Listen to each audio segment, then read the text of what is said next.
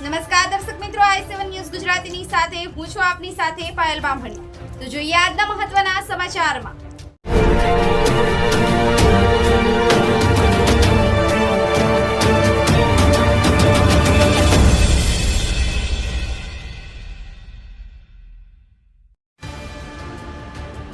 ઉનાળાની કાળઝાળ ગરમીમાં છેલ્લા કેટલાય સમયથી મેશ્વો નદી કોરી ધાકોડ હતી, ત્યારે ભિલોડા તાલુકાના વાદ્યોલ સરપંચ રાહુલ ગામેતીને અરવલ્લી જિલ્લા કલેક્ટરને પત્ર લખ્યો હતો અને મેશ્વો નદીમાં પાણી છોડવામાં આવે તેવી માંગણી કરવામાં આવી હતી।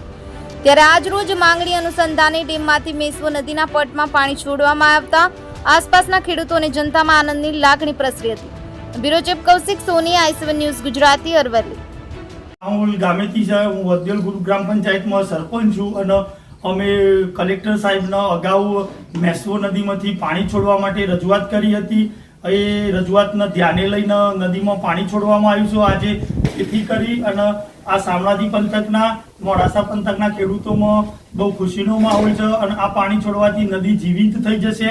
બીજું કે ખેડૂતોને પણ આમાં લાભ થશે। પછી જે બીજું પશુ પક્ષીઓને પાણી પીવા માટે જે વલખા મારવા પડતા હતા એ વલખા પણ મારવા નહીં પડે, જેથી કરી અને આ વિસ્તારમાં મેશ્વો નદીની અંદર પાણી છોડવાથી ખેડૂતોમાં અને આમ લોકોમાં એક ખુશીનો માહોલ છે।